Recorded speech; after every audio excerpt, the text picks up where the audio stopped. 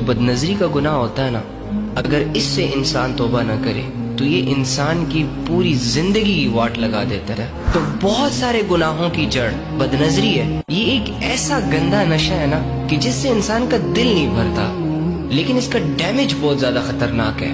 یہ سب سے پہلے آپ کے حافظے پر افیکٹ کرتا ہے، آپ کی یادداشت کو کمزور کرتا ہے، آپ کو چیزیں یاد نہیں رہتی، آپ گمسم رہنے لگتے ہو، اور اگر نظریں گندی ہو جائیں تو آپ کی اپنی زندگی آپ کے ہاتھوں سے نکل جاتی ہے، آپ اپنے آپ کو کنٹرول نہیں کر پاتے۔ تو آج ہی 2 منٹ کے لیے سوچ لیں کہ یار آج تک جتنی بھی بدنظریاں میں نے کی ہیں مجھے اس کا حاصل کیا ہوا، اور اس بدنظری کی وجہ سے میں نے کس لیول کے گناہ کیے۔ تو آپ کو ریئلائز ہو جائے گا کہ آپ کے 80% گناہوں کی جو جڑ ہے وہ بدنظری ہے۔ تو اگر آپ اس کو ختم کر دیں تو آپ 80% گناہوں سے بچ سکتے ہیں۔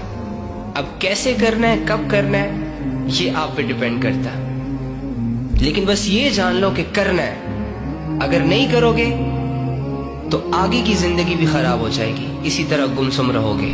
تو بہتر یہی ہے توبہ کرو۔ آج تک جو ہوا جتنا ہوا بس ہو گیا، ختم۔ آج کے بعد نہیں ہوگا۔ آج کے بعد کوئی گندی فلمیں نہیں دیکھیں گے، کسی کے ناچ گانے کو نہ پروموٹ کریں گے اور نہ دیکھیں گے۔ جب بھی کوئی ہمارے سامنے کوئی بیڈ کنٹینٹ آئے گا ہماری کوشش یہ ہوگی کہ اگر ایک ویڈیو دیکھ لی تو دوسری نہیں دیکھیں گے۔ یہ ہے ہماری وہ کوشش کہ جب ہم کریں گے تو اللہ رب العزت پھر ہمیں گناہوں سے بچا لیں گے۔